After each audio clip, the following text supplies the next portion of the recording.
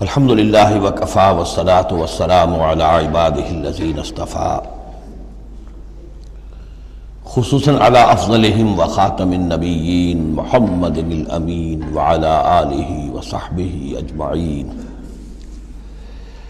اما بعد فقد قال اللہ تبارک وتعالی کما ورد فی سورۃ النساء: اعوذ باللہ من الشیطان الرجیم، بسم اللہ الرحمن الرحیم۔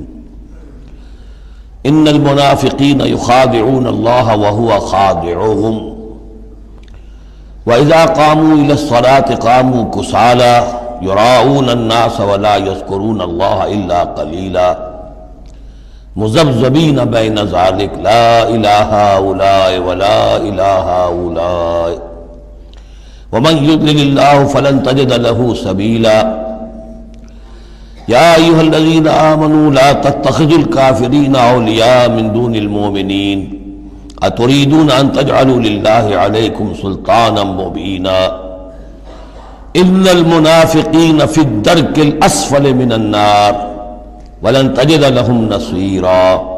صدق الله العظيم۔ رب اشرح لي صدري ويسر لي أمري واحلل عقدة من لساني يفقهوا قولي۔ اللهم ربنا ألهمنا رشدنا واعذنا من شرور أنفسنا۔ اللهم أرنا الحق حقا وارزقنا اتباعه وأرنا الباطل باطلا وارزقنا اجتنابه۔ اللهم طهر قلوبنا من النفاق وأعمالنا من الرياء وألسنتنا من الكذب وأعيننا من الخيانة فإنك تعلم خائنة الأعين وما تخفي الصدور، آمین یا رب العالمین۔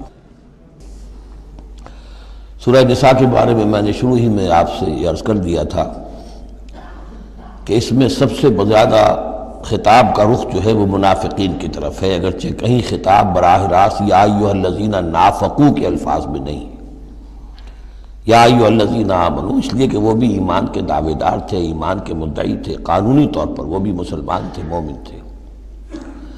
تو یہ طویل ترین مضمون جو ہے اب کنکلوڈ ہو رہا ہے ان آیات مبارکہ میں۔ ان المنافقین یخادعون اللہ، یقیناً منافق کوشش کر رہے ہیں اللہ کو دھوکہ دینے کی۔ یہ سورہ بقرہ کے دوسرے رکوع میں بھی آیت آئی تھی، میں نے عرض کیا تھا کہ مخادعہ باب مفاعلہ میں کسی شے کی کوشش ہوتی ہے، اس لیے کہ سامنے مقابلہ ہوتا ہے، پتہ نہیں ہوتا کون جیتے گا کون ہارے گا، لیکن یہاں اللہ کی طرف سے وَهُوَ خَادِعُهُمْ، اور یہ خادع جو ہے یہ ثلاثی مجرد سے اس میں فاعل ہے، اور یہ آتا ہے نہایت زوردار تاکید کے لیے، اللہ ان کو دھوکہ دے کر رہے گا، یعنی یہ کہ اللہ نے ان کو جو ڈھیل دی ہوئی ہے وہ سمجھ رہے کہ ہم کامیاب ہو رہے ہیں، ہمارے اوپر ابھی تک کوئی آنچ نہیں آئی، کوئی پکڑ نہیں ہوئی، کوئی گرفت نہیں ہوئی، ہم دونوں طرف سے بچے ہوئے ہیں۔ اس حوالے سے وہ اپنی اس ڈھیل کی وجہ سے بڑھتے چلے جا رہے ہیں، بڑھتے چلے جا رہے ہیں، بڑھتے چلے جا رہے ہیں، اور یہی در حقیقت اللہ کی طرف سے گویا کہ ان کو دھوکہ ہے جو دیا جا رہا ہے کہ وہ سمجھ رہے ہیں کہ ہم کامیاب ہیں۔ وَإِذَا قَامُوا إِلَى الصَّلَاةِ قَامُوا كُسَالَىٰ، اور جب وہ کھڑے ہوتے ہیں نماز کے لیے، یہ نماز کی طرف، تو کھڑے ہوتے ہیں بڑے کسل مندی کے ساتھ۔ یہاں ذرا نوٹ کر لیجئے کہ قامہ جو ہے، قامہ یقوم، یہ آتا ہے کھڑے ہونے کے لیے، قائم اس سے اس میں فاعل ہے، لیکن جیسے انگریزی زبان میں آپ کو معلوم ہے کہ ورب کے بعد پریپوزیشنز کی تبدیلی سے بڑے بڑے مفہوم بدل جاتے ہیں۔ انگریزی میں ٹو گیو ایک خاص مصدر ہے، ٹو گیو اپ، اب زمین و آسمان کا فرق ہو گیا، ٹو گیو ان بالکل ہی الٹی بات ہو گئی۔ عربی میں اتنا فرق نہیں ہوتا، لیکن پھر بھی ظاہر بات ہے کہ جو پریپوزیشنز چینج ہوتی ہیں تو فرق پڑتا ہے۔ اسی لیے میں نے کہا تھا قام اعلیٰ الرجال قوامون علی النساء، اس میں حاکم ہونا، سربراہ ہونا، کسی کے حکم کا نافذ ہونا۔ قام الی، کسی شے کے لیے کھڑے ہونا، کسی شے کی طرف کھڑے ہونا، کوئی کام کرنے کا ارادہ کرنا۔ وَإِذَا قَامُوا إِلَى الصَّلَاةِ قَامُوا كُسَالَىٰ، جب کھڑے ہوتے ہیں نماز کی طرف تو صاف نظر آ جاتا ہے کہ طبیعت میں بشاشت نہیں ہے، طبیعت میں آمادگی نہیں ہے، مجبوراً چونکہ اپنے آپ کو مسلمان ظاہر کرنا ہے لہذا کھڑے ہو رہے ہیں۔ قام بے ہم نے پڑھا تھا، قوامین بالقسط، قائما بالقسط، اللہ کی شان ہے کسی شے کو قائم کرنا۔ تو اس طریقے سے یہ جو الفاظ ہوتے ہیں ان کے ساتھ پریپوزیشنز کی چینج سے، یہ ہمارے ہاں عربی میں اس کو جو حروف جار کہتے ہیں، ان کے اضافے سے بہت اضافی معنی پیدا ہو جاتے ہیں۔ یراؤن الناس ولا یذکرون اللہ الا قلیلا، وہ لوگوں کو صرف دکھانے کے لیے کھڑے ہوتے، اور حقیقت میں جو ذکر الہی، جو نماز کا اصل مقصد ہے، اقیم الصلاۃ علی ذکری، وہ انہیں نہیں حاصل ہوتا مگر بہت تھوڑا سا۔ کسی وقت کوئی واقعتاً اس بے دھیانی میں بھی ہو سکتا ہے کوئی آیت جو ہے وہ بجلی کے کڑکے کی طرح کڑک کر اور ان کے شعور کے اوپر کچھ نہ کچھ اثرات پیدا کر دے، الا قلیلا، بہت ہی شاذ۔ مذبذبین بین ذالک، یہ اس کے مابین مذبذب ہو کر رہ گئے ہیں، کفر کی طرف یا ایمان کی طرف، یکسو نہیں ہو رہے۔ اس لیے بار بار حضرت ابراہیم کے ساتھ اور حضرت ابراہیم کے تذکرے کے ساتھ حنیف کا لفظ آتا ہے، یکسو ہو جاؤ۔ دنیا میں کفر پر بھی انسان یکسو ہو تو کم سے کم دنیا بن جائے گی اس کی، لیکن یہ کہ اصل میں اگر دنیا اور آخرت دونوں بنانے ہیں تو پھر ایمان کے ساتھ یکسو ہونا ضروری ہے۔ لیکن جو بیچ میں رہیں گے ادھر کے نہ ادھر کے، تو ان کے لیے تو خسرت دنیا والآخرہ، ان کے لیے دنیا اور آخرت دونوں کا گھاٹا اور نقصان ہے۔ لا الہ الا ولا الہ الا، نہ تو یہ ان کی جانب ہے نہ ان کی جانب ہے، نہ ان کے ساتھ یکسو ہیں نہ ان کے ساتھ یکسو ہیں، نہ اہل ایمان کے ساتھ مخلص ہیں نہ اہل کفر کے ساتھ مخلص ہیں۔ وَمَن يُضْلِلِ اللَّهُ فَلَن تَجِدَ سَبِيلًا، اور جسے اللہ ہی نے گمراہ کر دیا ہو، یعنی جس کی گمراہی پر اللہ کی طرف سے مہر تصدیق ثبت ہو چکی ہے، پھر اب اس کے لیے فَلَن تَجِدَ لَهُ سَبِيلًا، اس کے لیے اب کوئی راستہ نہ پاؤ گے۔ یا ایھا الذین آمنوا لا تتخذوا الکافرین اولیاء من دون المؤمنین، یہ مضمون پہلے بھی آ چکا ہے۔ یہ بھی ایک نفاق کی علامت ہے کہ اہل ایمان کو چھوڑ کر کافروں کے ساتھ دوستیوں کی پینیاں بڑھائی جائیں۔ اہل ایمان مت بناؤ کافروں کو اپنے حمایتی اور مددگار اور دوست اور بھیدی مسلمانوں کو چھوڑ کر۔ اتریدون ان تجعلوا للہ علیکم سلطانا مبینا، کیا تم چاہتے ہو کہ تم اپنے خلاف اللہ کے ہاتھ میں ایک دلیل دے دو، حجت دے دو؟ یعنی اللہ تعالیٰ جب محاسبہ کرے گا آخرت میں تو اس دلیل کا کیا جواب دو گے کہ تمہاری دوستیاں کافروں کے ساتھ تھی؟ تو یہ تو حجت قاطع بن جائے گی تمہارے خلاف، علیکم سلطان مبینہ، یہ حجت قاطعہ ہوگی تمہارے خلاف۔ اب یہ آ رہی آیت ایک اعتبار سے یہ منافقین کے حق میں قرآن حکیم کی سخت ترین آیت ہے، اگرچہ جو سخت ترین آیت بعض اعتبارات سے بلکہ ایک خاص لطیف پہلو سے سخت تر جو آیت ہے وہ سورہ توبہ میں آئے گی۔ یہ دو صورتیں ہیں اصل میں طویل صورتوں میں سے، سورہ توبہ اور سورہ نساء، جس میں کہ نفاق کا مضمون سب سے زیادہ تفصیل کے ساتھ آیا۔ ان المنافقین فی الدرک الاسفل من النار، یقیناً منافق آگ کے سب سے نچلے طبقے میں ہوں گے۔ وَلَن تَجِدَ لَهُمْ نَصِيرًا، اور تم نہ پاؤ گے ان کے لیے کوئی مددگار۔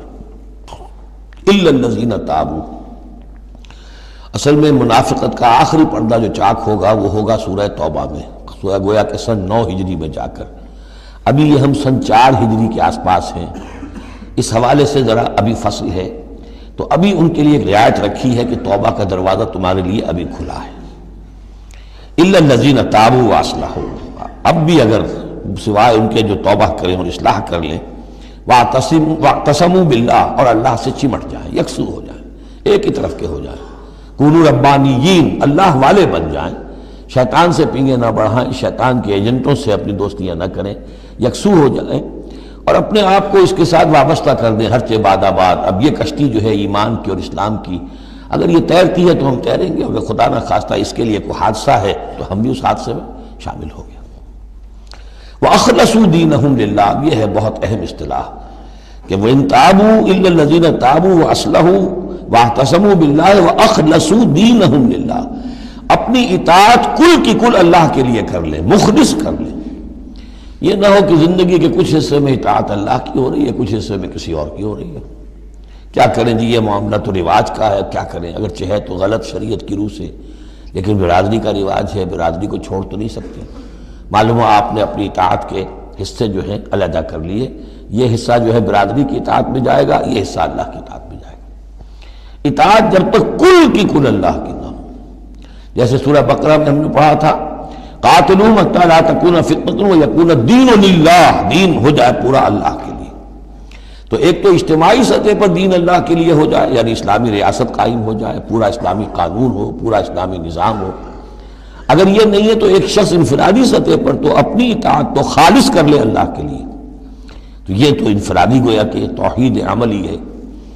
فَأُولَٰئِكَ مَعَ الْمُؤْمِنِينَ، تو یہ لوگ پھر اہل ایمان میں شامل ہو جائیں گے۔ یعنی ابھی پوائنٹ آف نو ریٹرن نہیں ہے ابھی سب کے لیے، بہت سے لوگ تو پہنچ چکے، لیکن پھر بھی ابھی توبہ کا دروازہ کھلا ہے۔ وَسَوْفَ يُؤْتِ اللَّهُ الْمُؤْمِنِينَ أَجْرًا عَظِيمًا، اور جہاں تک مومنین کا تعلق ہے تو اللہ تعالیٰ اہل ایمان کو تو ان قریب بہت بڑا اجر عطا فرمائے گا۔ اب یہ اپیل کے انداز میں بھی آخری بات ہے، مَا يَفْعَلُ اللَّهُ بِعَذَابِكُمْ، سوچو اے منافقو، اللہ تمہیں عذاب دے کر کیا لے گا؟ اللہ کو سیڈسٹ ہستی نہیں ہے معاذ اللہ کہ اسے لوگوں کو دکھ پہنچا کر خوشی ہوتی ہو۔ ایسے پرورٹڈ انسان ہوتے ہیں، ان کی شخصیتیں مست ہو چکی ہوتی ہیں، جو دوسروں کو تکلیف میں دیکھتے ہیں تو خوش ہوتے ہیں، دوسروں کو تکلیف پہنچا کر، کوفت پہنچا کر انہیں کچھ راحت حاصل ہوتی ہے۔ تو اللہ معاذ اللہ ایسا نہیں ہے۔ ما یفعل اللہ بعذابکم، اللہ کیا لے گا تم سے، تمہیں عذاب دے کر، ان شکرتم وآمنتم، اگر تم شکر کی روش اختیار کرو، ایمان کی روش اختیار کرو۔ وکان اللہ شاکرا علیما، اللہ تو بہت ہی قدردانی فرمانے والا ہے، قدر افزائی فرماتا ہے۔ جو بندہ اس کے لیے کوئی کام کرے، محنت کرے، اللہ تعالیٰ اس کی قدر فرماتا ہے، اور جو بھی وہ کچھ کرتا ہے اس کے علم میں ہوتا ہے۔ کوئی شے ایسی نہیں ہے کہ جو ان اکاؤنٹڈ رہ جائے گی کہ میں نے یہ بھی کیا تھا اللہ کے لیے لیکن اس کا اجر مجھے نہیں ملا۔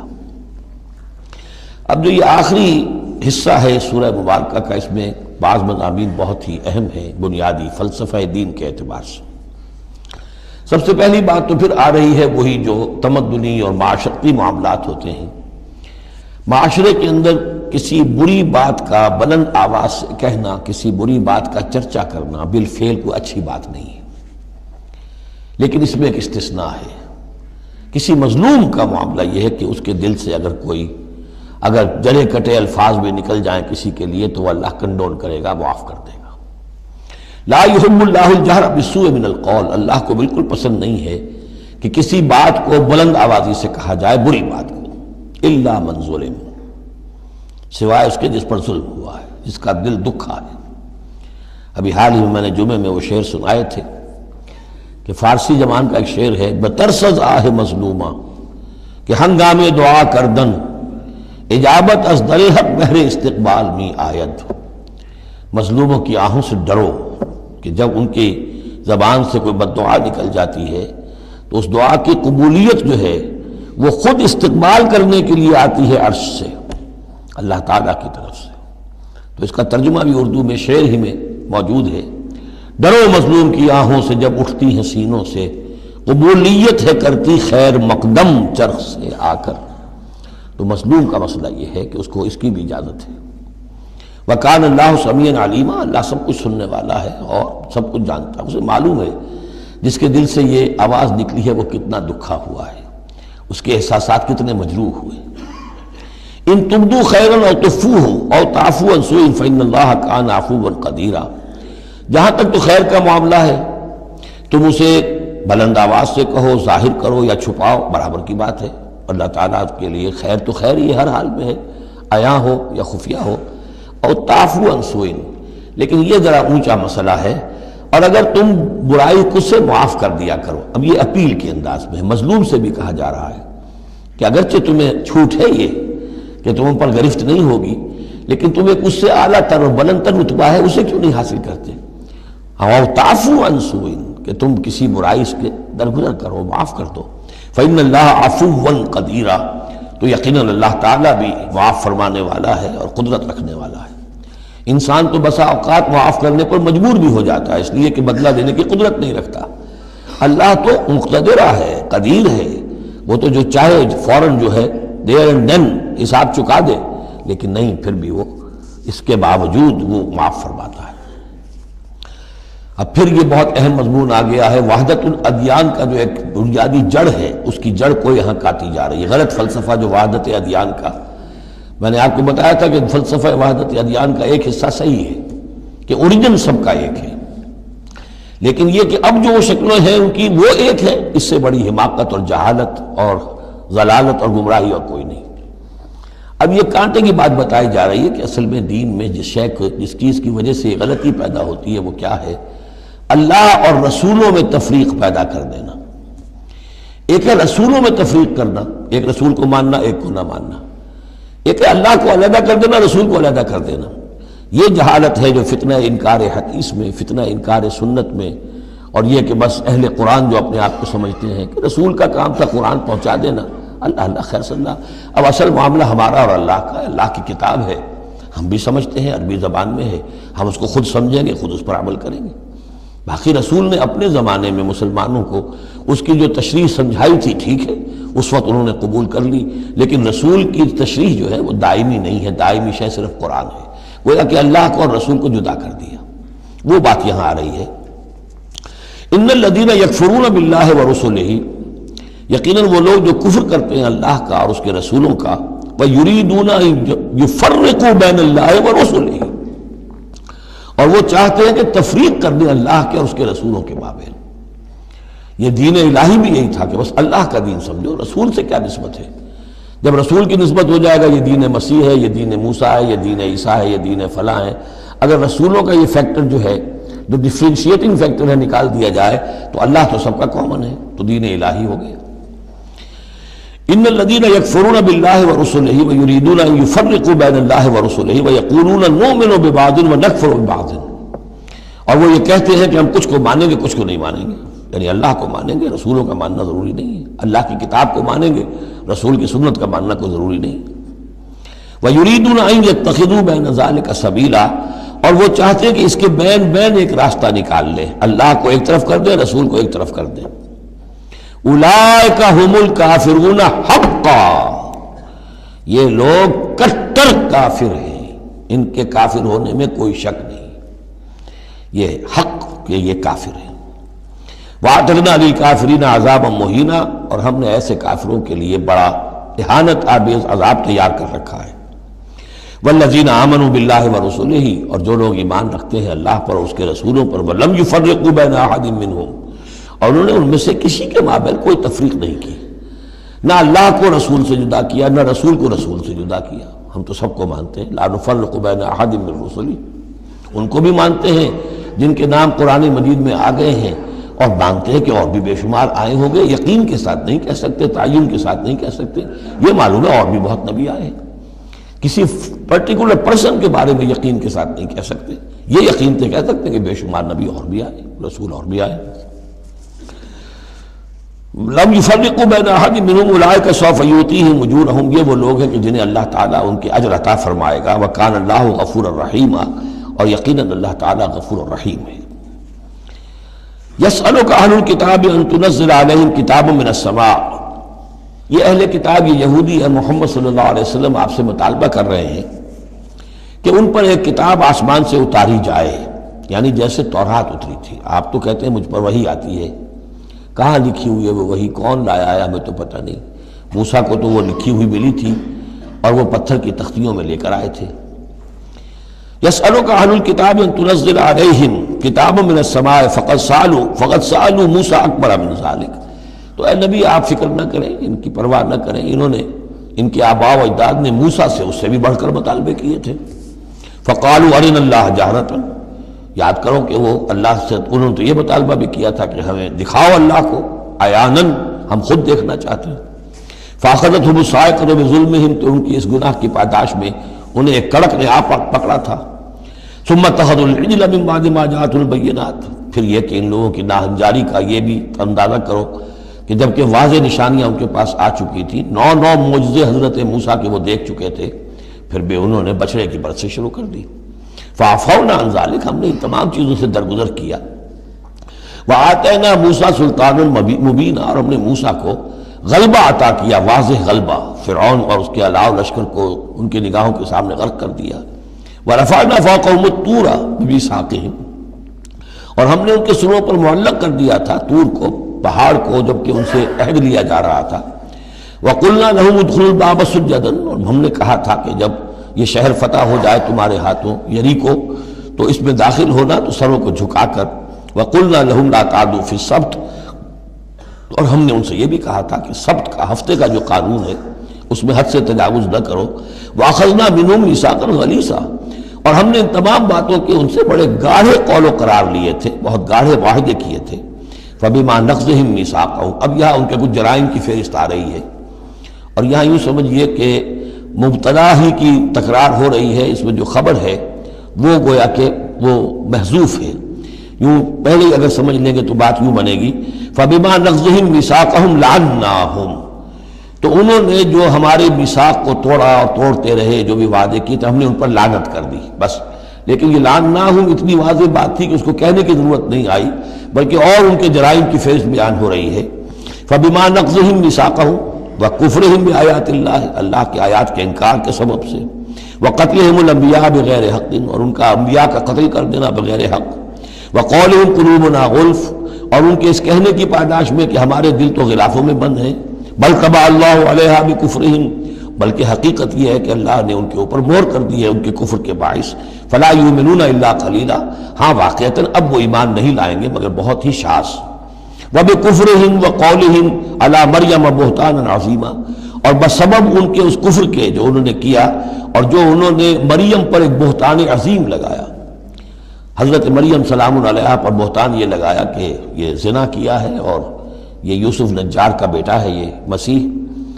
اگرچہ ان کے روایات کے مطابق یہ ہے کہ ان کی نسبت تھی، یوسف نجار بڑھئی تھے ایک، ان کے ساتھ حضرت مریم کی نسبت ہو چکی تھی لیکن وداعی نہیں ہوئی تھی. لیکن وداعی سے پہلے ہی ان کے مابین تعلق ہوا اور یہ بیٹا ہو گیا، تو یہ تو پھر ولد الزنا ہوا.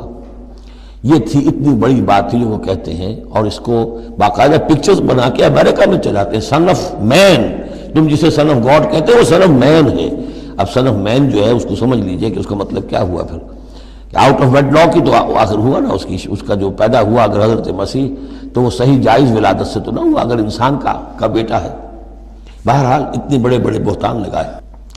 وَبِكُفْرِهِمْ وَقَوْلِهِمْ عَلَىٰ مَرْيَمَ بُهْتَانًا عَظِيمًا وَقَوْلِهِمْ إِنَّا قَتَلْنَا الْمَسِيحَ عِيسَى ابْنَ مَرْيَمَ رَسُولَ اللَّهِ، اور بسبب ان کے یہ کہنے کہ ہم نے قتل کیا مسیح کو، عیسیٰ ابن مریم کو، رسول اللہ، اللہ کے رسول کو. یہ رسول اللہ ان کا لفظ نہیں ہے، یہ اللہ کی طرف سے سائن آف ایکسکلیمیشن کے ساتھ. اچھا ان کا دعویٰ یہ ہے کہ انہوں نے اللہ کے رسول کو قتل کیا، جبکہ رسول تو قتل ہو ہی نہیں سکتا.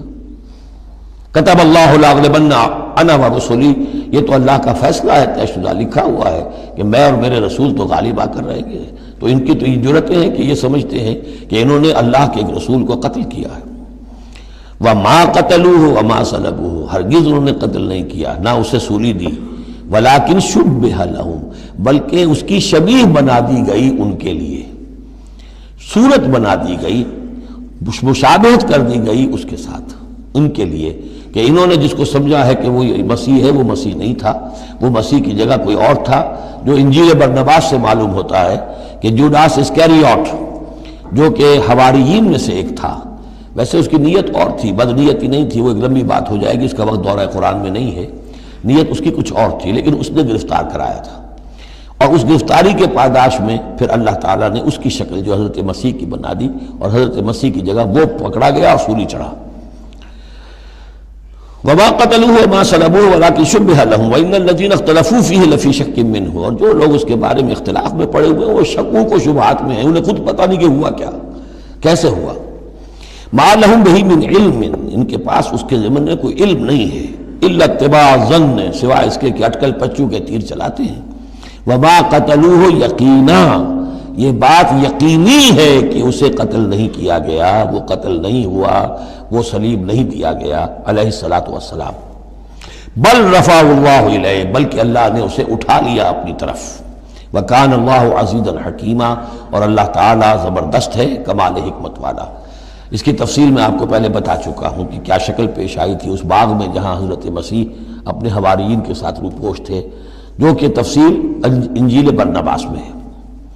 وَإِن مِّنْ أَهْلِ الْكِتَابِ إِلَّا لَيُؤْمِنَنَّ بِهِ قَبْلَ مَوْتِهِ، اور نہیں رہے گا اہل کتاب میں سے کوئی بھی مگر اس پر ایمان لا کر رہے گا اس کی موت سے قبل. یعنی حضرت مسیح مرے نہیں ہیں، زندہ ہیں، وہ دوبارہ آئیں گے، اور دوبارہ جب آئیں گے تو اہل کتاب میں سے کوئی شخص نہیں رہے گا جو ان پر ایمان نہ لے آئے. وَيَوْمَ الْقِيَامَةِ يَكُونُ عَلَيْهِمْ شَهِيدًا، اور قیامت کے دن وہی ان کے خلاف گواہ بن کر کھڑا ہوگا. یہ خلاف گواہی وہی آ گئی جو ہم نے پڑھا تھا 41ویں آیت میں، فَكَيْفَ إِذَا جِئْنَا مِن كُلِّ أُمَّةٍ بِشَهِيدٍ وَجِئْنَا بِكَ عَلَىٰ هَٰؤُلَاءِ شَهِيدًا۔ ہر نبی کو اپنی قوم کے خلاف گواہی دینی، لہذا حضرت مسیح علیہ السلام اپنی اس قوم، اپنی امت کے خلاف گواہی دیں گے۔ فَبِظُلْمٍ مِّنَ الَّذِينَ هَادُوا حَرَّمْنَا عَلَيْهِمْ طَيِّبَاتٍ أُحِلَّتْ لَهُمْ۔ تو اللہ تعالیٰ کی ایک سنت یہ بھی ہے کہ کوئی قوم اگر کسی معاملے میں حد سے گزرتی ہے تو اس کو سزا کی ایک شکل یہ بھی ہوتی ہے کہ حلال چیزوں سے بھی محروم کر دیا جائے، حرام کر دی جائیں۔ تو ان لوگوں نے جنہوں نے یہودیت اختیار کی، ان کی اسی غلط روش کے باعث حرمنا علیہم طیبات، ہم نے بعض پاکیزہ چیزیں بھی ان پر حرام کر دیں، احلت لہم، جو کہ اصلاً ان کے لیے حلال تھیں۔ جیسے کہ حضرت یعقوب علیہ السلام نے اگر اونٹ کا گوشت کھانا چھوڑ دیا تھا تو اللہ تعالیٰ تورات میں فرما دیتے کہ بھئی یہ حرام نہیں ہے، یہ تو اسرائیل نے، حضرت یعقوب نے خود کر لیا تھا۔ اللہ نے کہا اچھا ٹھیک ہے، ان کی جو ہے یہ سزا رہے، ان پر جو تنگی ہے وہ رہے۔ وَبِصَدِّهِمْ عَنْ سَبِيلِ اللَّهِ كَثِيرًا، اور بسبب ان کے اللہ کے راستے سے رکنے اور روکنے کے، اللہ کے راستے سے رکتے بھی ہیں، روکتے بھی ہیں، تو اس کی وجہ سے اللہ تعالیٰ نے ان کو سزا کے طور پر بعض حلال چیزوں سے بھی محروم رکھا۔ وَأَخْذِهِمُ الرِّبَا، اور پھر ان کے جرائم کی فہرست میں یہ بھی ہے کہ ان کا سود کھانا، وَقَدْ نُهُوا عَنْهُ، اور یہ کہ اسے روک دیے گئے تھے۔ سود ان کی شریعت میں حرام ہے، آج بھی حرام ہے، لیکن وہ یہ سمجھتے ہیں کہ سود کا لین دین یہودیوں کا آپس میں حرام ہے، کوئی یہودی دوسرے یہودی سے سودی لین دین نہیں کرے گا۔ لیکن جنٹائلز کے لیے تو ان کا عام قاعدہ یہ ہے، گوئمز اینڈ جنٹائلز، ان کے لیے ہم پر لیس علینا فی الامیین سبیل، ہم پر کوئی گرفت ہے ہی نہیں، کوئی ذمہ داری ہے ہی نہیں، ہم جیسے چاہیں کریں، لوٹیں کھسوٹیں، جس طرح چاہیں دھوکہ دیں، اور تو ظاہر بات ہے سود میں تو پھر کوئی قباحت رہی نہیں۔ وَأَخْذِهِمُ الرِّبَا وَقَدْ نُهُوا عَنْهُ وَأَكْلِهِمْ أَمْوَالَ النَّاسِ بِالْبَاطِلِ، اور بسبب ان کے لوگوں کے مال ناحق ہڑپ کرنے کے، وَأَعْتَدْنَا لِلْكَافِرِينَ مِنْهُمْ عَذَابًا أَلِيمًا، اور ان میں سے جو کافر ہیں جنہوں نے اب کفر کی بھی روش اختیار کر لی ہے، ان کے لیے ہم نے بہت دردناک عذاب تیار کر رکھا ہے۔ لَٰكِنِ الرَّاسِخُونَ فِي الْعِلْمِ مِنْهُمْ وَالْمُؤْمِنُونَ، لیکن جو لوگ ان میں سے پختہ علم والے ہیں، جیسے عبداللہ ابن سلام رضی اللہ تعالی عنہ، اور اہل ایمان جو ہے، جو محمد پر ایمان لائے ہیں صلی اللہ علیہ وسلم، یؤمنون بما انزل الیک وما انزل من قبلک، وہ تو ایمان رکھتے ہیں اس پر بھی جو اے نبی آپ کی طرف نازل کیا گیا، اور اس پر بھی کہ جو آپ سے پہلے نازل کیا گیا۔ والمقیمین الصلاۃ، وہ تو نماز کے قائم کرنے والے ہیں، والموتون الزکاۃ، اور زکوٰۃ کی ادا کرنے والے ہیں، والمؤمنون باللہ والیوم الآخر، اور ایمان رکھنے والے ہیں اللہ پر بھی اور یوم آخر پر بھی۔ اولئک سنؤتیہم اجرا عظیما، یہ وہ لوگ ہیں کہ جنہیں ہم اجر عظیم عطا فرمائیں گے۔ یہاں بھی آپ دیکھ رہے ہیں کہ ابھی تھوڑی سی گنجائش رکھی جا رہی ہے کہ اہل کتاب میں سے بھی اگر کوئی ایلیمنٹ ہے، کوئی کہیں کونے کھجرے میں پڑا ہوا جس کے اندر فطرت جو ہے ابھی کچھ موجود ہے، سلامتی کسی درجے میں ہے، تو جس طریقے سے بھی ہو، یعنی بچا کھچا بھی اگر اس کان میں کوئی ہیرے کا ٹکڑا پڑا ہوا تو وہ بھی نکل آئے، بجائے اس کے کہ ابھی آخری دروازہ بند کر دیا جائے۔ تو نہ آخری دروازہ ابھی بند کیا منافقین پر اور نہ ان پر کیا۔ لیکن الراسخون فی العلم منہم، اب ان میں سے اشارہ کر دیا گیا کہ ان میں سے بھی کچھ ہو سکتے ہیں، باقی اہل ایمان کی روش تو یہ ہے ہی، والمؤمنون یؤمنون بما انزل الیک وما انزل من قبلک والمقیمین الصلاۃ والمؤتون الزکاۃ والمؤمنون باللہ والیوم الآخر اولئک سنؤتیہم اجرا عظیما۔ اب جو مقام آ رہا ہے یہ 23ویں رکوع کے شروع میں، یہ ان چند مقامات میں سے قرآن کے جس میں کہ انبیاء اور رسولوں کے ناموں کا گلدستہ آیا ہے۔ مثلا یہاں آپ دیکھیں گے پے بپے بہت سے انبیاء اور رسول کا نام لیے گئے، پھر ان میں سے بعض کی جو اضافی اور شانیں ہیں ان کا بیان کیا گیا، اور پھر بڑی اہم آیت فلسفہ قرآن کے اعتبار سے آگے آئے گی کہ نبوت کا بنیادی مقصد کیا ہے۔ نبوت کا بنیادی مقصد، فلسفہ نبوت، اساسی فلسفہ نبوت۔ انا اوحینا الیک کما اوحینا الی نوح، اے نبی ہم نے آپ کی جانب بھی وحی کی ہے جیسے کہ ہم نے نوح کی طرف وحی کی تھی، والنبیین من بعدہ، اور ان کے بعد بہت سے انبیاء پر کی تھی۔ حضرت شیس علیہ السلام وہ بھی حضرت نوح علیہ السلام، بلکہ یہ تو حضرت نوح سے بھی پہلے کے لوگ ہیں، شیس جو ہیں۔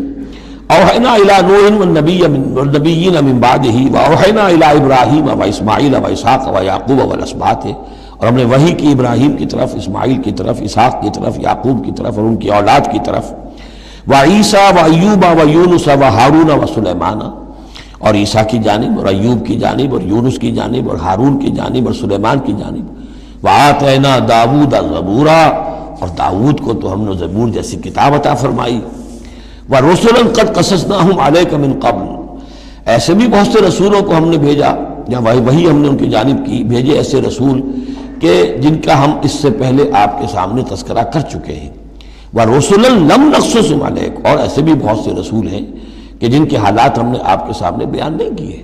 پوری دنیا کی تاریخ بیان کرنا تو قرآن مجید کا مقصد نہیں ہے، یہ تو کتاب ہدایت ہے، تاریخ کی کتاب نہیں ہے۔ وَكَلَّمَ اللَّهُ مُوسَىٰ تَكْلِيمًا، اور خاص اب شان جو حضرت موسیٰ علیہ السلام کی امتیازی شان ہے، اور موسیٰ سے تو کلام کیا اللہ نے جیسے کہ کلام کیا جاتا ہے، بس صرف یہ ہے کہ من ورائے حجاب تھا، پردے کے پیچھے سے تھا دو بدو کلام۔ اب وہ آیت آ رہی ہے کہ یہ رسول کس لیے بھیجے گئے؟ رسلا مبشرین و منذرین، یہ رسول بھیجے گئے بشارت دینے والے بنا کر اور خبردار کرنے والے بنا کر، لئلا یکون للناس علی اللہ حجۃ بعد الرسل، تاکہ نہ رہ جائے لوگوں کے حق میں، للناس نام نوٹ کیجئے، علی اللہ اللہ کے مقابلے میں کوئی حجت کوئی دلیل رسولوں کے آنے کے بعد، وکان اللہ عزیزا حکیما، اور اللہ تعالیٰ زبردست ہے لیکن ساتھ ہی حکمت والا ہے۔ اب اس کو سمجھیے کہ جب ہم یہ کہتے ہیں کہ قیامت کے دن اللہ تعالیٰ حساب لے گا اور امتحان ہوگا، امتحان سے بھی نتائج نکلیں گے ہمارے کہ کون پاس ہوا کون فیل ہوا، لیکن امتحان لیا جاتا ہے کچھ پڑھا کر، کیا پڑھایا ہمیں، جانچا جاتا ہے کسی کو کچھ دے کر، کسی بچے کو آپ دیجئے 10 روپے، پھر آپ دیکھیے اس کا میلان تباہ کیا ہے، ٹافی کی دکان کی طرف بھاگتا ہے یا کوئی کسی کتابوں کی دکان کی طرف بھاگتا ہے، پتہ چل جائے گا اس کا رجحان کیا ہے۔ کچھ دے کر آزماتے ہیں نا، کچھ پڑھا کر امتحان لیتے ہیں، تو ہمیں کیا پڑھایا ہے، کیا دیا ہے؟ اس میں ہے جو قرآن مجید کا بنیادی فلسفہ ہے کہ اللہ تعالیٰ نے انسان کو سمع، بصر، عقل، 3 بڑی چیزیں دی، پھر اللہ تعالیٰ نے انسان کے اندر روح ودیت کی اور نفس انسانی میں خیر اور شر کا علم ودیت کر دیا ہے۔ اب آئندہ کوئی وحی نہ آئے تب بھی ہر انسان جو ہے ان باتوں کی بنا پر اکاؤنٹیبل ہے۔ ہم نے تمہارے اندر تمیز رکھ دی تھی، یہ نیکی ہے یہ بدی ہے، تم بدی کی طرف کیوں گئے؟ تو گویا کہ کوئی نبی نہ آتا، کوئی کتاب نہ آتی، کوئی رسول نہ آتا، تب بھی اللہ تعالیٰ کی طرف سے محاسبہ ناحق نہیں تھا، اس لیے کہ وہ بنیادی چیزیں اللہ تعالیٰ دے چکا ہے۔ البتہ اتمام حجت کرتا ہے اللہ۔ اب یہ نوٹ کیجئے، حجت کیا ہے؟ حجت تو عقل ہے جو اللہ نے ہمیں دے رکھی ہے۔ ان السمع والبصر والفؤاد کل اولئک کان عنہ مسئولا، اس کی بنیاد پر مسئولیت ہے۔ اور یہ کہ نفس ونفس وما سواها فالہمها فجورها وتقواها، اس کے اندر نیکی اور بدی کی تمیز ودیت کر دی ہے، پھر تمہیں روح پھونکی ہے۔ ان سب چیزوں کی بنا پر تم اکاؤنٹیبل ہو، کوئی نبی آتا یا نہ آتا، یہ حجت اللہ کی تم پر قائم ہے۔ لیکن پھر بھی اللہ اتمام حجت کرنے کے لیے یہ اضافی شے ہے کہ اللہ نے تم ہی میں سے کچھ لوگوں کو چنا جو بڑے ہی اعلیٰ کردار کے لوگ تھے، تم جانتے تھے کہ یہ ہمارے ہاں کے بہترین لوگ ہیں، ان کے دامن کردار پر کوئی داغ دھبا نہیں ہے، ان کی سیرت و اخلاق تمہارے سامنے تھی کھلی کتاب کے مانند، ان کے پاس ہم نے اپنی وحی بھیجی، اور پھر تمہیں یہ کرو یہ نہ کرو یہ بھی بتا دیا۔ ایگزامینیشن میڈ ایزی بھی ہو گیا تمہارے لیے، اس امتحان کو ہم نے اتنا آسان کر دیا تاکہ اب کسی کے پاس کوئی عذر باقی نہ رہ جائے، کوئی جو ہے یہ پلیڈ نہ کر سکے کہ میں تو اگنورنس کے پلیڈ کرے کہ میں تو اگنورنٹ تھا، مجھے معلوم نہیں تھا۔ جب رسول آ گئے تو اب کوئی عذر باقی نہیں رہا۔ رسول سے پہلے پھر بھی کوئی شخص کہہ سکتا ہے پروردگار میں ایسے ماحول میں پیدا ہو گیا تھا، وہاں سب کے سب اسی رنگ میں رنگے ہوئے تھے، پروردگار میں اپنے 2 وقت کی روٹی کے دھندے میں ایسا لگا رہا کہ مجھے کبھی ہوش ہی نہیں آئی کہ میں سوچتا۔ لیکن جب رسول آ جاتے ہیں اور رسولوں کے آنے کے بعد حق مبرہن ہو جاتا ہے اور حق و باطل کے درمیان امتیاز بالکل واضح طور پر قائم ہو جاتا ہے، پھر کوئی عذر باقی نہیں رہتا، کوئی حجت پیش کرنے کے لیے لوگوں کے جانب سے اللہ کے سامنے اللہ کے محاسبے کے مقابلے میں باقی نہیں رہتی۔ تو یہ اتمام حجت ہے، اللہ کی طرف سے حجت کا اتمام۔ رسلا مبشرین، اور کر کیا سکتے ہیں رسول؟ نہ کسی کو زبردستی ہدایت پر لا سکتے ہیں، ظاہر بات ہے کسی کو گمراہ کرنا تو پیش نظر ہے ہی نہیں، لیکن کسی کو زبردستی ہدایت پہ نہیں لا سکتے۔ ہاں جن کے اپنے اندر کی یہ چیزیں جاگ جائیں گی، متوجہ ہو جائیں گے، اپنے باطن کی حقیقتوں کی طرف دیکھیں گے، اور پھر یہ کہ نبی کی بات سنیں گے، اس سے فائدہ اٹھائیں گے، سیدھے راستے پر چلیں گے، ان کے لیے مبشر ہوں گے، بشارت، فراح و ریحان و جنت نعیم۔ اور جو لوگ یہ ہے کہ اس کے بعد بھی اپنی غلط ہی راستوں پر چلتے رہیں گے، تعصب میں، ہٹ دھرمی میں، ضد میں، مفادات میں، چودراہٹوں کی وجہ سے، ان کو خبردار کریں گے کہ اب تمہارے لیے بدترین انجام جو ہے جہنم تیار ہے۔ تو رسولوں کا بنیادی فنکشن یہی ہے، تبشیر اور انذار، مبشرین و منذرین۔ کس لیے؟ لے اللہ یکونا، تاکہ نہ رہ جائے، للناس، لوگوں کے پاس، لوگوں کے حق میں، اللہ، اللہ کے مقابلے میں، یعنی اللہ کی حجت، اللہ کے محاسبے کے مقابلے میں، حجت، کوئی حجت، کوئی عذر، کوئی بہانہ باقی نہ رہے بعد الرسل، رسولوں کے آنے کے بعد۔ وکان اللہ عزیز حکیمہ، اللہ عزیز ہے، بغیر رسولوں کی بھی محاسبہ کرے، اختیار اس کا مطلق ہے، حکیم ہے، اس نے یہ نظام بنایا ہے اپنے محاسبہ اخروی کے لیے۔ اب اس میں البتہ ایک بات اور نوٹ کر دیجئے، یہ بڑی تفصیل سے میں نے یہ چیزیں لکھی ہوئی ہیں اپنی ایک کتاب میں، نبی اکرم صلی اللہ علیہ وسلم کا مقصد بعثت، کہ ایک بنیادی مقصد رسالت کا وہ تو یہ ہے، اور ایک تکمیلی مقصد ہے رسالت کا جو محمد الرسول اللہ پر جا کر کامل ہوا ہے صلی اللہ علیہ وسلم، وہ ہے لِیُظْہِرَهُ عَلَى الدِّینِ كُلِّهِ۔ انہوں نے بھی کام شروع کیا یہیں سے، یا ایھا النبی انا ارسلناک شاہدا ومبشرا ونذیرا وداعیا الی اللہ باذنہ وسراجا منیرا۔ بنیادی حیثیت تو وہی آپ کی بھی وہی ہے، لیکن اس کے اوپر تکمیلی حیثیت کیا ہے؟ هو الذی ارسل رسولہ بالہدی ودین الحق لیظہرہ علی الدین کلہ۔ یہ آپ کی امتیازی شان ہے۔ لیکن اللہ یشہد بما انزل الیک انزلہ بعلمہ، اللہ تعالیٰ اس پر گواہ ہے کہ جو کچھ اس نے نازل کیا ہے نبی آپ کی طرف، وہ اس نے علم کیا ہے، اس نے نازل کیا اپنے علم سے۔ والملائکۃ، اور فرشتے اس پر گواہ ہیں، یشہدون۔ وکفیٰ باللہ شہیدا، اور ویسے تو اللہ تنہا بھی گواہ کے لیے، گواہ ہونے کے اعتبار سے کافی ہے۔ ان الذین کفروا وصدوا عن سبیل اللہ قد ضلوا ضلالا بعیدا۔ اب محمد کے آنے کے بعد صلی اللہ علیہ وسلم پھر بھی جو لوگ کفر پر اڑے رہے اور رکے رہے اور روکتے رہے اللہ کے راستے سے دوسروں کو، وہ تو پھر بہک گئے ہیں، بھٹک گئے ہیں، ضلالا بعیدا، اور یہ اپنے بھٹکنے میں اور بہکنے میں، گمراہی میں بہت دور نکل گئے۔ ان الذین کفروا وظلموا لم یکن اللہ لیغفر لهم۔ اب یہ لوگ جنہوں نے کفر کیا ہے، جو اڑ گئے ہیں کفر پر، اور جو اس شرک پر اور ناحق جو راستہ ہے اس کے اوپر جم گئے ہیں، لم یکن اللہ لیغفر لهم، اب اللہ کا یہ طریقہ نہیں ہوگا کہ انہیں معاف کر دے، اللہ انہیں اب ہرگز بخشنے والا نہیں ہے۔ ولا لیہدیہم طریقہ، اور نہ یہ کہ انہیں کسی راستے کی ہدایت دے، الا طریقہ جہنم، سوائے ایک راستے کے، اور وہ جہنم کا راستہ ہے۔ اب تو وہی کھلی ہوئی ہے شاہراہ، اسی پر یہ بگٹر دوڑتے رہیں،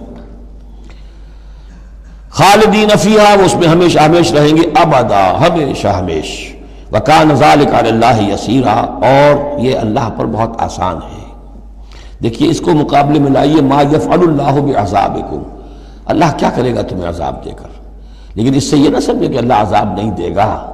یقیناً اللہ سیڈسٹ نہیں ہے، یقیناً اللہ کو عذاب دے کر خوشی نہیں ہوگی، لیکن یہ کہ اس کا ایک ضابطہ ہے، اس کا ایک قانون ہے، اسی پر اس نے دنیا بنائی ہے، لہذا اس کے مطابق وہ عمل تو کرے گا، اور یہ اس پر کوئی بھاری گزرنے والی بات نہیں ہے کہ اپنی ہی مخلوق کو، اس لیے کہ بعض ملنگ قسم کے صوفی جو ہیں وہ یہ بھی کہتے ہیں کہ یہ اللہ بڑا رحیم ہے، اب کیا وہ اپنی مخلوق کو جہنم میں جھونک دے گا؟ یہ تو ایسے ڈراوے کے لیے، ذرا سیدھا کرنے کے لیے، جیسے بچوں کو ڈانٹ دیتا ہے باپ ہو ماں ہو، میں تیرا قیمہ کر دوں گی، تو کوئی کیا قیمہ کر دے گی کوئی ماں اپنے بچے کا؟ لیکن یہ تو اصل میں صرف ڈراوا ہے اور کچھ نہیں، لیکن یہ بات صحیح نہیں ہے۔ اسی لیے اللہ تعالیٰ کہتا ہے کہ کان ذالک علی اللہ یسیرا، اللہ کے لیے یہ بہت آسان ہے، بہت ہلکی بات ہے اس کے لیے۔ یا ایھا الناس، اب یوں سمجھیے کہ کنکلوڈنگ حصہ جو ہے سورہ مبارکہ کا، یا ایھا الناس قد جاءکم الرسول بالحق من ربکم فآمنوا خیرا لکم۔ اس عبارت میں جو زور ہے، میں نے کوشش کی ہے کہ میں اسے اپنی آواز کے ذریعے سے واضح کروں۔ اے لوگوں، تمہارے پاس آ چکا ہے رسول حق کے ساتھ، یعنی اب تم یہ نہیں کہہ سکو گے کہ رسول نہیں آیا، ہمیں پتہ نہیں تھا۔ You won't be able to plead ignorance، یہ نہیں کہہ سکتے کہ ہمیں معلوم نہیں تھا، ہم پر بات کھولی نہیں گئی، ہم پر بات واضح نہیں ہوئی، یہ بہانہ ختم ہو گیا اب محمد کے آنے کے بعد۔ یا ایھا الناس قد جاءکم الرسول بالحق من ربکم فآمنوا خیرا لکم، ایمان لے آؤ، یہی تمہارے لیے بہتر ہے، بلکہ صحیح ترجمہ ہوگا اسی میں تمہاری خیریت ہے۔ وَإِن تَكْفُرُوا فَإِنَّ لِلَّهِ مَا فِي السَّمَاوَاتِ وَالْأَرْضِ، اور کفر پر اڑے رہو گے تو اللہ تعالیٰ کا کیا بگاڑ لو گے؟ آسمانوں اور زمین میں جو کچھ ہے وہ اللہ ہی کا ہے۔ وَكَانَ اللَّهُ عَلِيمًا حَكِيمًا، اللہ علیم ہے، حکیم ہے۔ یا اہل الکتاب لا تغلوا فی دینکم، اے کتاب والو اپنے دین میں غلو نہ کرو۔ ولا تقولوا علی اللہ الا الحق، اور اللہ کی طرف کوئی شے منسوب نہ کرو سوائے اس کے جو درست ہو اور حق ہو۔ جھوٹ بولنا ہے تو بازی بارش بابا ہم بازی، جھوٹ بولنا ہے خود بولو۔ خدا پر جھوٹ جڑنا اللہ نے یہ کہا، یہ تو گویا کہ یوں سمجھیے کہ بازی بارش بابا ہم بازی والی بات ہو گئی۔ لا تقولوا علی اللہ الا الحق انما المسیح عیسی ابن مریم رسول اللہ، دیکھو مسیح عیسیٰ ابن مریم اللہ کے رسول تھے، یہ حیثیت ان کی ہے، الوہیت میں کوئی حصہ نہیں ہے، وہ خدا کے بیٹے نہیں ہیں، رسول اللہ ہے۔ وَكَلِمَتُهُ أَلْقَاهَا إِلَىٰ مَرْيَمَ، اور اس کا ایک کلمہ ہے کہ جو اس نے ڈالا مریم پر، یعنی مریم کی رحم میں جو حمل ہوا ہے حضرت عیسیٰ کا، وہ اللہ کے کلمہ کن کی طرف سے پھیل ہوا ہے۔ ایک جو فزیکل جو بھی حصے ہیں کسی عمل کے، اب کسی بھی انسان کی ولادت میں ایک حصہ باپ کا ہے، ایک حصہ ماں کا ہے، لیکن حضرت مسیح علیہ السلام کی ولادت میں ماں والا حصہ تو پورا موجود ہے، حمل ہوا ہے، 9 مہینے آپ اپنے رحم میں رہیں حضرت مریم سلام علیہا کے، لیکن یہ کہ باپ والا حصہ نہیں ہے۔ تو اللہ تعالیٰ کے ہاں جہاں پر بھی کوئی اس طرح کا لنک جو ہے، جو میٹیریل لنکس ہیں جو، وہ اگر کہیں ٹوٹا ہے تو کن، اللہ کا ایک کن جو ہے، اللہ کا ایک امر، وہ وہاں پر کفایت کرتا ہے۔ اس معنی میں اللہ تعالیٰ کے کلمے ہیں۔ کلمتہ القاہا الی مریم، اور روح منہ، اور ایک خاص روح ہے اللہ کی طرف سے، یعنی روح تو ویسے سب کی اللہ کی طرف سے ہے، لیکن یہ کہ روحوں کے بڑے اونچے مراتب بھی ہیں۔ ایک روح محمدی ہے جس کو ہم عام طور پر ہمارے علماء نور محمدی کہتے ہیں۔ وہ نور محمدی کیا ہے؟ روح محمدی، اس لیے کہ روح جو ہے نورانی شے ہے۔ ملائکہ بھی نور سے پیدا ہوئے ہیں، اور انسانی جو ارواح ہے وہ بھی نور سے پیدا ہوئی ہیں، جنات نار سے پیدا ہوئے ہیں، حیوانات اور انسان کا بھی حیوانی جسم جو ہے یہ مٹی اور پانی سے پیدا ہوا ہے، سیدھی بات ہے۔ تو چونکہ ارواح جو نورانیاں ہیں تو وہ نور تو ہے، تو حضور کی نور، حضور کی روح اس کی اپنی شان ہے، حضرت عیسیٰ کی نور کا نور اور ان کی روح ان کی اپنی شان۔ روح من فآمنوا باللہ ورسولہ، پس ایمان لاؤ اللہ پر اور اس کے رسولوں پر۔ ولا تقولوا ثلاثہ، اور دیکھو تثلیث کا عقیدہ مت گھڑو، یہ نہ کہو کہ تین، ایک میں تین، تین میں ایک، الوہیت تین میں ہو گئی، تین اقنوم ہے۔ انتہوا خیر لکم، باز آ جاؤ، اسی میں تمہاری خیریت ہے۔ انما اللہ الہ واحد، جان لو اللہ تو ایک ہی الہ واحد ہے، تنہا ہے۔ سبحانہ ان یکون لہ ولد، وہ پاک ہے اس سے کہ اس کے کوئی بیٹا ہوتا یا اولاد ہوتی۔ لہ ما فی السماوات و ما فی الارض، آسمانوں اور زمین میں جو کچھ ہے اسی کا ہے، اس کی ملکیت ہے۔ وکفی باللہ وکیلا، اور اللہ کافی ہے بطور کارساز۔ لن یستنکف المسیح ان یکون عبدا للہ، مسیح کو تو اس میں ہرگز کوئی عار نہیں ہے کہ اس کو کہا جائے کہ وہ اللہ کا بندہ ہے، اس کو تو اللہ کے بندہ ہونے میں اسے اپنی شان محسوس ہوگی۔ جب ہم کہتے ہیں وَنَشْهَدُ أَنَّ مُحَمَّدًا عَبْدُهُ وَرَسُولُهُ، تو یہ عبدیت کی شان تو اور بلند و بالا ہے، رسالت سے بھی اوپر ہے، یہ ایک علیحدہ مسئلہ ہے، پھر کبھی اس کو بیان کروں گا۔ تو لن یستنکف المسیح ان یکون عبدا للہ، یہ کوئی بات ان کے لیے کوئی عار کی نہیں ہے کہ وہ اللہ کے بندے ہوں۔ بل الملائکۃ المقربون، اور نہ ہی جو ملائکہ مقربین ہیں انہیں اس میں کوئی آڑ ہے کہ انہیں اللہ کا بندہ سمجھا جائے، سب بندے ہیں۔ ومن یستنکف عن عبادتہ ویستکبر، اور جو کوئی بھی آڑ سمجھے گا اللہ کی بندگی میں اور استکبار کرے گا، تکبر کرے گا، فسیحشرہم الیہ جمیعا، تو پھر اللہ تعالیٰ ان سب کو اپنے پاس لے آئے گا، جمع کرے گا۔ فاما الذین آمنوا وعملوا الصالحات، تو جو لوگ ایمان لائے ہوئے ہوں گے اور جنہوں نے نیک عمل کیے ہوں گے، فیوفیہم اجورہم، تو انہیں ان کے پورے اجر دے گا، پورے۔ ویزیدہم من فضلہ، اور خاص اپنے فضل سے انہیں مزید دے گا، بونس بھی دے گا۔ آپ آخری جو ٹپ کر دیتے ہیں کسی کو، کسی نے کام کیا اچھا کیا ہے تو اسے انعام دیتے ہیں، اپنے فضل سے اور نوازے گا۔ وَأَمَّا الَّذِينَ اسْتَنكَفُوا وَاسْتَكْبَرُوا، اور جنہوں نے عبدیت کے اندر کوئی عار محسوس کی تھی اور تکبر کیا تھا، فَيُعَذِّبُهُمْ عَذَابًا أَلِيمًا، ان کو وہ عذاب دے گا بہت زبردست اور بہت دردناک۔ ولا یجدون لهم من دون اللہ ولیا ولا نصیرا، اور وہ نہیں پائیں گے اپنے لیے اللہ کے سوا یا اللہ کے مقابلے میں نہ کوئی حمایتی نہ مددگار۔ یا ایھا الناس قد جاءکم برہان من ربکم، اے لوگو دیکھو آ چکی ہے تمہارے پاس برہان تمہارے رب کی طرف سے۔ اب یہ قرآن مجید کی طرف اشارہ ہو رہا ہے، اور برہان بھی قرآن جمع محمد مل کر برہان ہوں گے صلی اللہ علیہ وسلم، جیسے میں بیان کر چکا ہوں شروع میں تعارف قرآن میں کہ کتاب جمع رسول مل کر بینہ،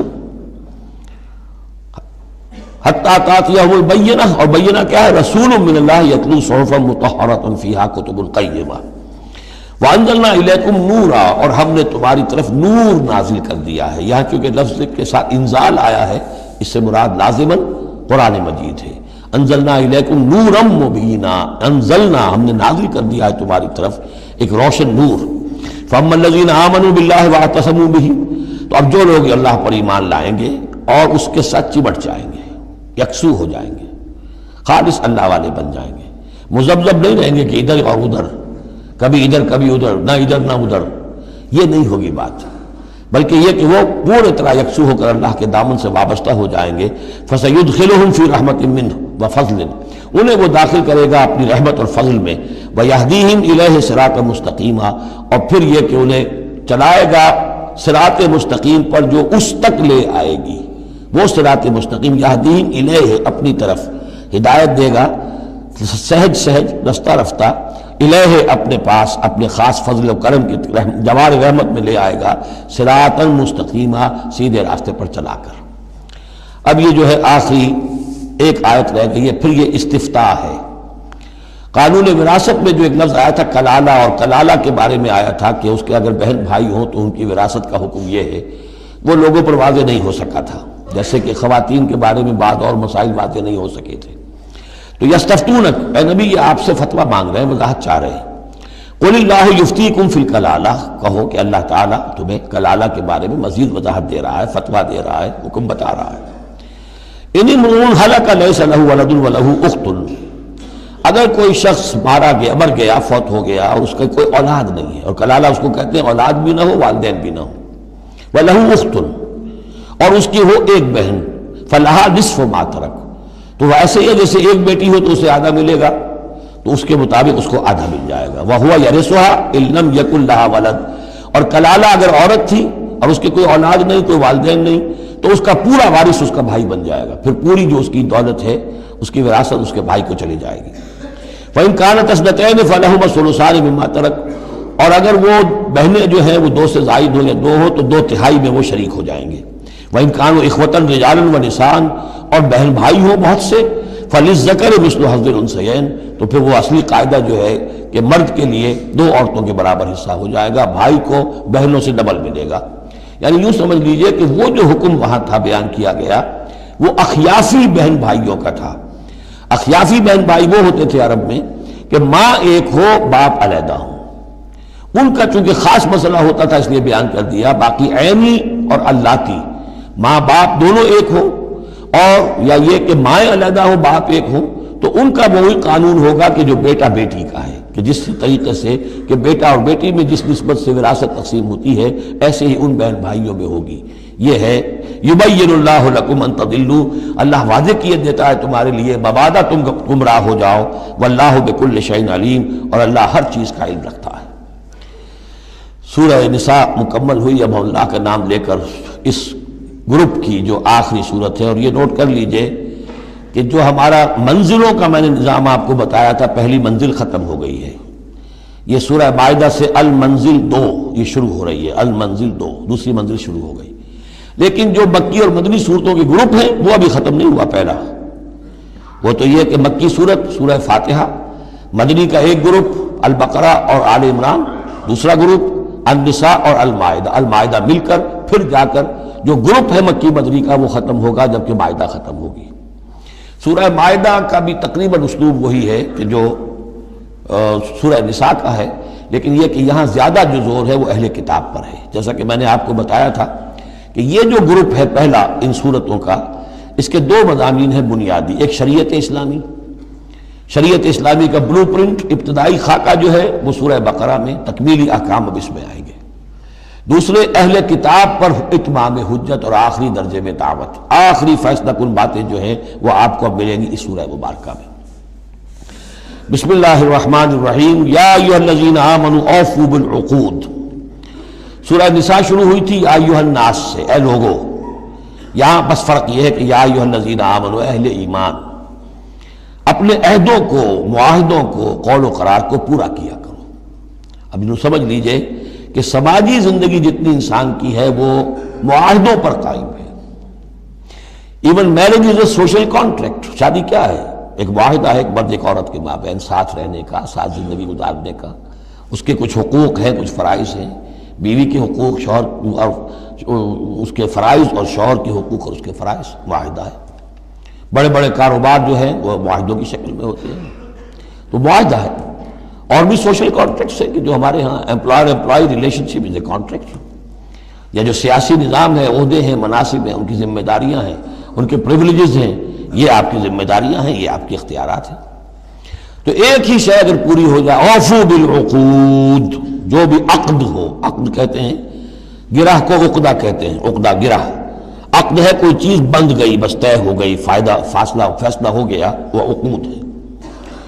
احلت لکم بہیمۃ الانعام الا ما یتلی علیکم، تمہارے لیے تمام جو مویشی کی نوعیت کے حیوانات ہیں وہ حلال کر دیے گئے، ان کا گوشت کھانا، سوائے اس کے جو تمہیں پڑھ کر سنائے جاتے ہیں، یعنی ان میں خنزیر ہے وہ حرام ہے، اور مردار اگر ہے تو حرام ہے، وغیرہ وغیرہ، وہ بعد میں آ جائے گا۔ لیکن باقی جو مویشی، وہ ہوش نہیں، شیر چیتا جو وحشی ہیں یہ نہیں، جو مویشی قسم کے، ہرن ہے، نیل گائے ہے، اور اس طرح کی چیزیں جو بھی ہیں کہ جو عام طور پر وہ گوشت خور نہیں ہے، بلکہ یہ کہ سبزے کے اوپر ان کا گزارا ہوتا ہے، یہ ساری چیزیں جو ہیں یہ تمہارے لیے حلال کی گئی ہیں۔ غیر محل الصید وانتم حرم، ایک تم پر پابندی ہے کہ اگر حج کے لیے احرام باندھا ہوا ہو یا عمرے کے لیے، تو تم اس میں اس حالت میں شکار نہیں کر سکتے۔ ان اللہ یحکم ما یرید، یہ اللہ کا اختیار ہے، وہ فیصلہ کرتا ہے، حکم دیتا ہے جو چاہتا ہے۔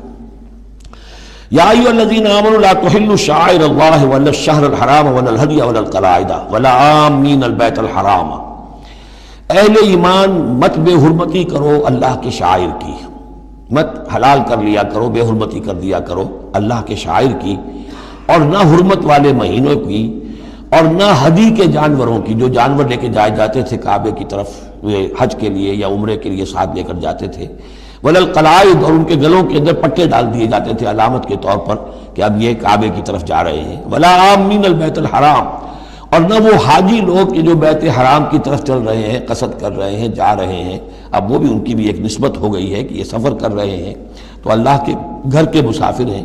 جیسے کہ وہاں آپ نے دیکھا ہوگا جو گئے ہیں کہ انہیں وہ کہتے ہیں مرحبا بضیوف الرحمن، کہ مرحبا ان لوگوں کو کہ جو رحمان کے مہمان ہیں، یعنی حاجی جو یہاں آئے ہیں وہ اصل میں اللہ کے مہمان ہیں، اللہ میزبان ہے۔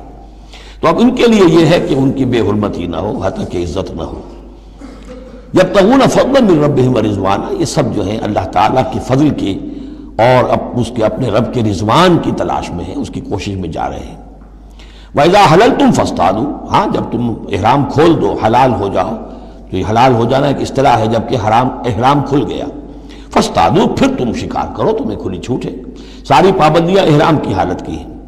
وَلَا يَجْرِمَنَّكُمْ شَنَآنُ قَوْمٍ أَن صَدُّوكُمْ عَنِ الْمَسْجِدِ الْحَرَامِ أَن تَعْتَدُوا، اور دیکھنا تمہیں آمادہ نہ کر دے کسی قوم کی دشمنی کہ انہوں نے تمہیں روکے رکھا تھا مسجد حرام سے کہ تم بھی زیادتی کرو، یعنی انہوں نے تمہیں روکے رکھا 7 برس تک، 6 برس تک، اور تمہیں یہاں قریب نہیں آنے دیا۔ اب ایسا نہ ہو کہ اس کے بدلے میں تم کو زیادتی کرو، زیادتی مت کرو۔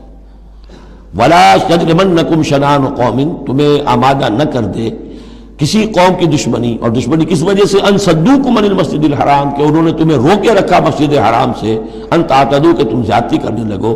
وَتَعَاوَنُوا عَلَى الْبِرِّ وَالتَّقْوَىٰ، نیکی کے کاموں پر اور تقوی کے کاموں پر تعاون کیا کرو۔ وَلَا تَعَاوَنُوا عَلَى الْإِثْمِ وَالْعُدْوَانِ، اور اسم، گناہ اور عدوان، ظلم اور زیادتی کے کاموں میں تعاون مت کرو۔ وَاتَّقُوا اللَّهَ إِنَّ اللَّهَ شَدِيدُ الْعِقَابِ، اللہ کا تقوی اختیار کرو، یقیناً اللہ تعالیٰ سزا دینے میں بہت سخت ہے۔ دیکھیے انداز بالکل وہی ہے جو سورہ نساء کا ہے، وہی معاشرتی معاملات، اس کے بارے میں بنیادی اصول۔ اب یہاں پہ پھر وہ آ رہی ہے آخری مرتبہ یہ آیت، اور مزید وضاحت کے ساتھ، حرمت علیکم المیتۃ، تم پر حرام کیا گیا مردار، جو خود اپنی موت مر گیا جانور، وہ حرام ہو گیا۔ والدم، دم اور خون، ولحم الخنزیر اور خنزیر کا گوشت، وما اہل لغیر اللہ بہ، اور جس پر پکارا گیا اللہ کے سوا کسی اور کا نام، کسی اور کے نام نامزد ہے، کسی اور کا تقرب حاصل کرنے کے لیے اس کا وہ جو ہے ذبح کیا جا رہا ہے۔ والمنخنقۃ، اور وہ جانور جو گلا گھٹنے سے مر گیا۔ کبھی ایسا ہوتا ہے کہ کوئی بکری ہے یا کچھ اور ہے، وہ اپنی زنجیر جس میں بندھی ہوئی ہے اسی کا کوئی پھندا ایسا لگ جاتا ہے، اب وہ جتنی کوشش کرتی ہے اس پھندے سے نکلنے کی وہ گلا گھٹ جاتا ہے، مر جاتی ہے، تو یہ بھی مردار کے حکم میں ہے۔ والموقوذۃ، یا چوٹ لگنے سے کسی جانور کی موت واقع ہو گئی، وہ بھی مردار کے حکم میں ہوگا۔ والمتردیۃ، یا اونچی جگہ سے کہیں سے کوئی جانور گرا ہے، گردن ٹوٹ گئی ہے، مر گیا ہے، وہ بھی مردار ہے۔ والنطیحۃ، کسی اور نے جانور نے سینگ مارا ہے، اس کے صدمے سے وہ ہلاک ہو گیا ہے جانور، تو وہ بھی حرام ہو گیا۔ یعنی میتہ کی مزید 4 قسمیں، یہی نہیں ہے کہ کسی بیماری سے جانور مرا ہو، لیکن یہ کہ یہ مرنے کی، ذبح ہونے کی نوبت نہیں آئی، اس کے جسم سے خون نکلنے کا امکان نہیں رہا، اس کا خون جو ہے اس کے جسم کے اندر ہی جم گیا ہے، اس کے گوشت کا حصہ بن گیا ہے، لہذا وہ مردار کے حکم میں ہے۔ وما اکل السبع الا ما ذکیتم، اور جسے کھا لیا ہو درندوں نے مگر یہ کہ جسے تم ذبح کر لو۔ فرض کیجئے کہ کسی شیر نے یا کسی چیتے نے کسی ہرن کے اوپر حملہ کیا، لیکن اس سے پہلے کہ وہ ہرن مرتا وہ شیر بھاگ گیا، آپ نے کوئی فائر کیا وہ بھاگ گیا، ابھی ہرن میں جان ہے، آپ نے جا کے ذبح کر لیا تو وہ پھر آپ کے لیے جائز ہے، کیونکہ ابھی اس میں جان تھی، ذبح آپ نے کیا ہے، تو اب یہ کہ اس میں سے وہ خون نکل جائے گا، تو جہاں جہاں شیر کا منہ لگا ہو اس حصے کو کاٹ کر پھینک دیجئے، باقی آپ کھا سکتے ہیں۔ الا ما ذکیتم، سوائے اس کے کہ جسے تم نے ذبح کر لیا۔ وما ذبح علی النصب، اور یہ بھی تمہارے لیے حرام کیا گیا کہ تم استھانوں پہ جا کر ذبح کرو، یہ خاص جگہ ہے، یہ خاص جو ہے وہ کسی ولی اللہ کا بازار ہے، وہاں جا کے ذبح کرنا، یا کسی دیوتا یا دیوی کا کوئی استھان ہے، وہ بھی اب حرام ہو گیا۔ وَأَن تَسْتَقْسِمُوا بِالْأَزْلَامِ، یا جوئے کے تیروں کے ذریعے سے تقسیم کرو، یہ بھی ایک جوئے کی شکل ہو جاتی تھی، وہ لوگ یہ کرتے تھے، قربانی اپنی کی، اس کے بعد گوشت کے ڈھیر لگا دیے، اب تیروں کے ذریعے سے جوا کھیل رہے ہیں تو بڑے بڑے ڈھیر جو ہے اس کے اندر داؤ پر لگ رہے ہیں۔ ذالکم فسق، یہ تمام چیزیں جو ہیں گناہ کے کام ہیں۔ الیوم یئس الذین کفروا من دینکم، دیکھو اب یہ کافر لوگ تمہارے دین سے مایوس ہو چکے ہیں، یعنی یہ سمجھ چکے ہیں کہ نظام تو اب اللہ ہی کا رہے گا۔ اب یہاں پر چونکہ سورہ مائدہ جیسے کہ میں نے اس کی آخری صورتوں میں سے ہے، لہذا اب انہیں یہ تو توقع نہیں ہے کہ اسلام کا راستہ روک سکیں گے، لیکن وہ یہ ضرور چاہیں گے کہ اس قسم کی چیزیں تمہارے اندر جاری رہیں، اس طرح کی چیزیں جیسے ہمارے ہاں بھی ہندوانہ اثرات چلتے رہے بہت عرصے تک، اب بھی چل رہے ہیں۔ تو الیوم یئس الذین کفروا من دینکم، تمہارے دین سے تو وہ مایوس ہو چکے ہیں کہ اب یہ دین تو انہی کا ہوگا اور ہمارا دین ختم ہوا۔ فلا تخشوہم واخشونی، تو اب ان سے مت ڈرو، مجھ سے ڈرو۔ الیوم اکملت لکم دینکم، آج کے دن میں نے تمہارے لیے تمہارے دین کی تکمیل فرما دی ہے۔ واتممت علیکم نعمتی، اور تم پر اتمام فرما دیا ہے اپنی نعمت کا۔ ورضیت لکم الاسلام دینا، اور تمہارے لیے میں نے پسند کر لیا ہے ہمیشہ ہمیش کے لیے میرے ہاں پسندیدہ اور مقبول دین صرف اسلام ہے۔ فمن اضطر فی مخمصۃ، اب یہ جو حکم دیا گیا تھا یہ چیزیں حرام ہیں، تو لیکن کوئی شخص اگر اضطرار میں آ جائے، شدید فاقہ ہے، بھوک ہے، جان نکل رہی ہے، غیر متجانف لاسم، اس میں گناہ کی طرف کوئی رجحان نہ ہو، کوئی شرارت دل کے اندر نہ ہو کہ میں نے واقعی یہ سور حرام ہے لیکن ذرا چکھ کے دیکھنا ہی ہے آج تو کیسا ہے، نہیں، جان پر بنی ہوئی ہے لیکن اس قسم کا خیال کوئی نہ ہو۔ فإن اللہ غفور الرحیم، تو اللہ تعالیٰ غفور اور رحیم ہے۔ یسألونک ماذا أحل لهم، اے نبی آپ سے پوچھتے ہیں کہ ان کے لیے کیا کچھ حلال ہے۔ قل أحل لكم الطیبات، تمہارے لیے سب پاکیزہ چیزیں حلال کر دی گئیں۔ وما علمتم من الجوارح مکلبین تعلمونہن مما علمکم اللہ، اور جو تم چھوڑتے ہو سدھاتے ہو شکاری جانوروں کو، جنہیں تم چھوڑتے ہو شکار کے لیے، انہیں تم نے سدھایا ہے، سکھایا ہے اس میں سے کہ جو اللہ نے تمہیں سکھایا ہے۔ فَكُلُوا مِمَّا أَمْسَكْنَا عَلَيْكُمْ، تو اب وہ اگر جا کر آپ نے کتا چھوڑا ہے، اس نے خرگوش کو پکڑ لیا ہے یا کسی اور جانور کو، فَإِنْ أَمْسَكْنَا عَلَيْكُمْ، اگر انہوں نے روکے رکھا ہے تمہارے لیے اس شکار کو تو اس کو کھاؤ۔ وَاذْكُرُوا اسْمَ اللَّهِ عَلَيْهِ، اس پر اللہ کا نام لو۔ وَاتَّقُوا اللَّهَ، اور اللہ تعالیٰ کا تقوی اختیار کرو۔ إِنَّ اللَّهَ سَرِيعُ الْحِسَابِ، یقیناً اللہ تعالیٰ حساب لینے میں بہت جلدی کرتا ہے، یا حساب لینے میں اسے دیر نہیں لگتی۔ بارک اللہ لی ولکم فی القرآن العظیم ونفعنی وإیاکم بالآیات والذکر